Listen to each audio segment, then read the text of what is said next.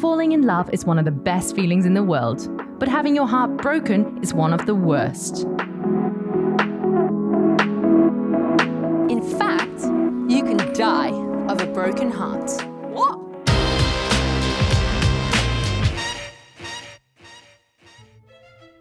So how exactly can something as good as falling in love lead to death? It's because of a disease called broken heart syndrome. Broken heart syndrome affects at least 3,000 people a year in the UK. Doctors first discovered it in Japan in 1990. Some of their patients looked like they'd had a heart attack, but they were missing the blood clots you get with an actual heart attack.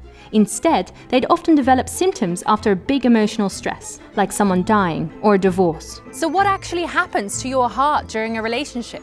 There are 3 stages of love: lust, attraction, and attachment. At each stage, a different group of powerful hormones gets to work on your body and your heart. At the beginning of your relationship, you're full of the neurotransmitters estrogen and testosterone. Together, they power up your libido and draw you to your partner. Next, your body releases dopamine and norepinephrine, a form of adrenaline, taking you from lust to attraction.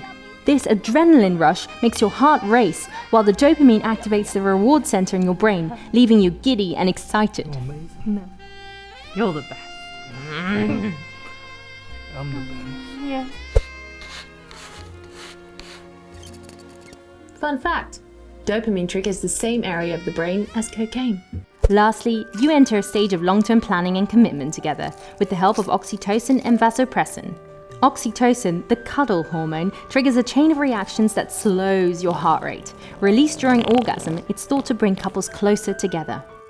Meanwhile, vasopressin is thought to prevent wandering eyes, like it does in prairie voles. But what happens when the good stuff ends? When the one you love leaves, the supply of feel-good hormones plunges, and instead your body floods with the stress hormones like cortisol and adrenaline. Scientists think it could be this surge of stress hormones that temporarily damages your heart, possibly by making its arteries too narrow. That's why you can get broken heart syndrome from a wide variety of stressful experiences, good and bad. In fact, about 1 in 25 incidents of broken heart syndrome are caused by happy stress, like winning a lottery.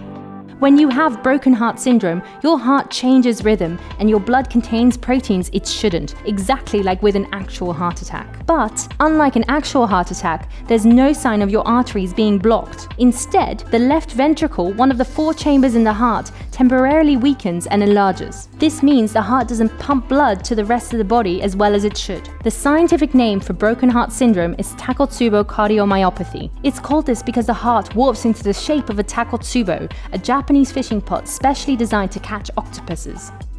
Once you have broken heart syndrome, the arteries which feed oxygen to your heart muscle can spasm, momentarily freezing your heart and resulting in short-term heart failure.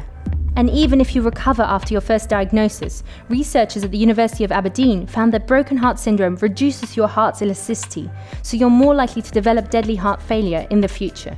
So what can you do to avoid broken heart syndrome? Is it time to give up on love forever? There's no cure for the damage caused by broken heart syndrome.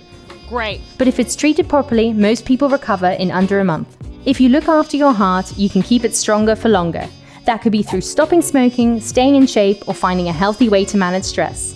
Meanwhile, the University of Aberdeen team are exploring ways to help people through physical activity or psychological interventions.